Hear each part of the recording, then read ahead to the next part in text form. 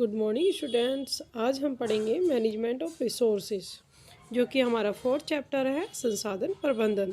तो सबसे पहले हम देखेंगे कि संसाधन क्या होते हैं। संसाधन वे वस्तुएं, उपकरण तथा व्यक्तिगत शक्तियां व रुचियां होती हैं जो कि लक्ष्य तथा लक्ष्य तक पहुंचने के लिए एक वाहक का या मध्यस्थक कार्य करती हैं। मीन संसाधन वो होते हैं जिनका हम किसी क्रियाकलाप को करने में उपयोग करते हैं। ये हमें लक्ष्य प्राप्ति करने में सहायता करते हैं। ये आपके समय, ज्ञान, रुचि, जल, वायु, निर्मित भवन, ऊर्जा, धन आदि हो सकते हैं। स्टूडेंट, नेक्स्ट हम देखेंगे विभिन्न प्रकार के संसाधन। तो संसाधन हमारे 2 टाइप्स के होते हैं, जैसे कि आप देख रहे हैं, मानवीय और अमानवीय। जिन्हें हम जो गैर मानवीय होते हैं उन्हें हम भौतिक संसाधन भी कह सकते हैं। तो देखिए, जो मानवीय संसाधन है वो हमारा ज्ञान, किसी भी कार्य को करने के लिए तकनीकी ज्ञान होना जरूरी होती है। अभिवृत्ति, कार्य को करने में सकारात्मक तथा नकारात्मक दृष्टि है हमारी अभिवृत्ति होती है। कौशल और क्षमता, किसी कार्य को करने का कौशल अथवा सहजता। समय, कार्य को करने में सकारात्मक अथवा नकारात्मक दृष्टि। ऊर्जा, दौड़ना, चलना, खाना पकाना, सफाई करना। जो गैर मानवीय संसाधन होते हैं वो धन और भौतिक वस्तुएं आती हैं। धन विभिन्न प्रकार की आय, बचत आदि के रूप में प्राप्त धन होता है। भौतिक वस्तुएं, इनमें कार, टेलीविजन, मिक्सी, फर्नीचर आदि आते हैं।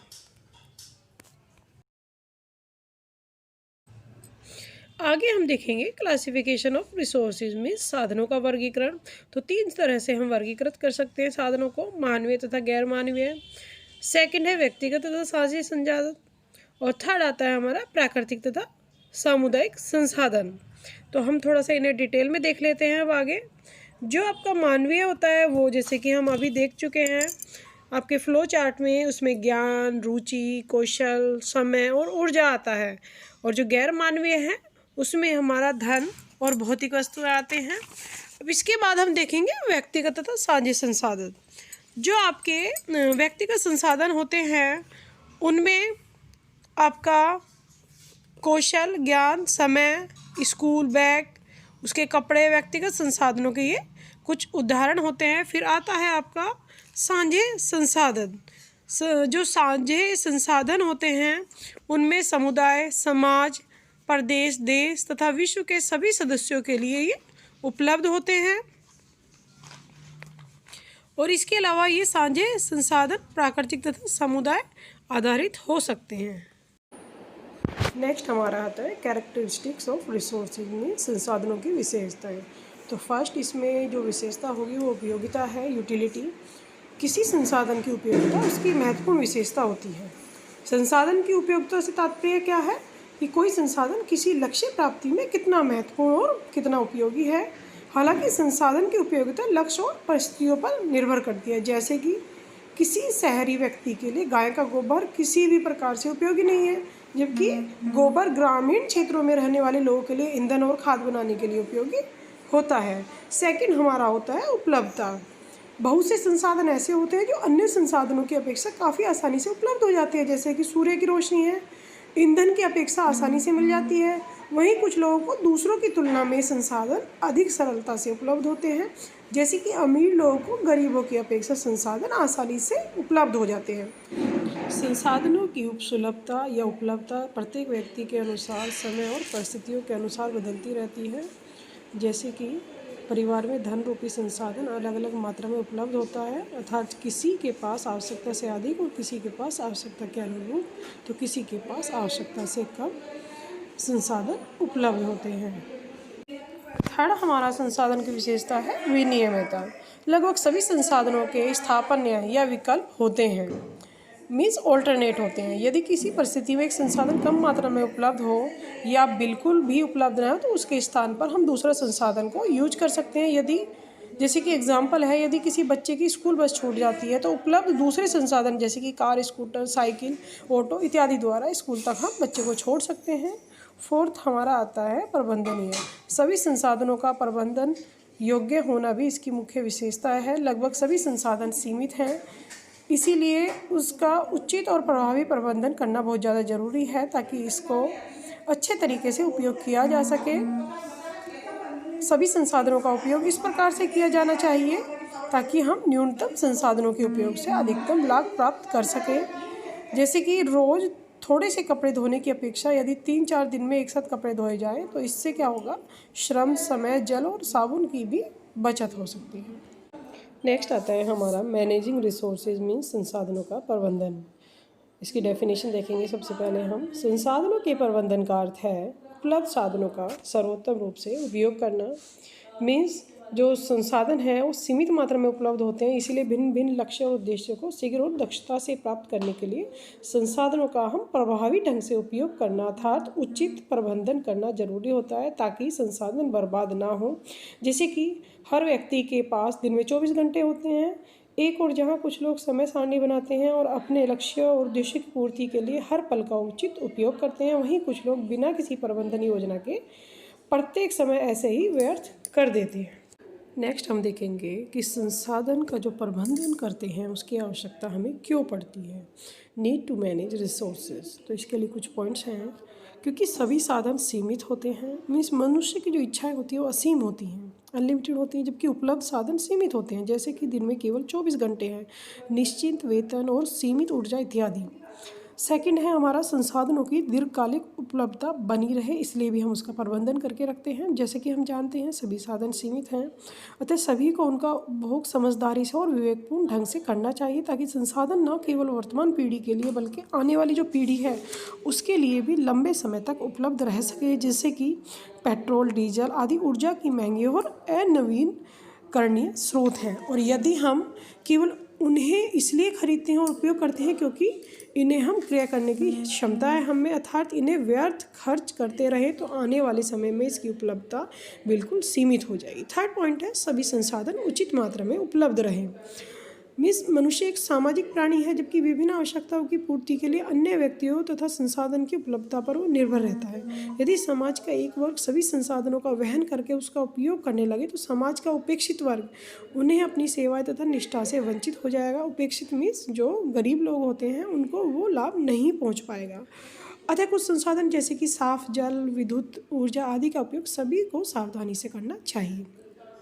फोर्थ आता है पर्यावरणीय क्षति को कम किया जा सके, इसलिए भी हम प्रबंधन करते हैं। आधुनिक युग का मानव प्रत्येक क्रियाकलाप में तकनीक का अत्यधिक यूज करने लगा है। कंप्यूटर है, मोबाइल है, फ़ोन, इंटरनेट और विद्युतीय उपकरण का असीम प्रयोग करके पर्यावरण के संतुलन को बिगाड़ रहा है। जैसे कि अत्यधिक वर्षा, बाढ़, सूखा, भूकंप इसका मुख्य उदाहरण है। अतः हमें संसाधनों का उपयोग करते समय ध्यान रखना चाहिए कि ये वातावरण को कम से कम क्षति पहुंचाए। फिफ्थ आता है हमारा जनसंख्या वृद्धि के कारण साधनों में जो निरंतर कमी आ रही है उसके लिए भी हमें उनका प्रबंधन करना जरूरी होता है। जनसंख्या में बेतहाशा वृद्धि के कारण कई संसाधन सीमित होते जा रहे हैं और निरंतर घट भी रहे हैं। तो ये है जिनकी वजह से हमें संसाधनों का प्रबंधन करने की जरूरत पड़ती है।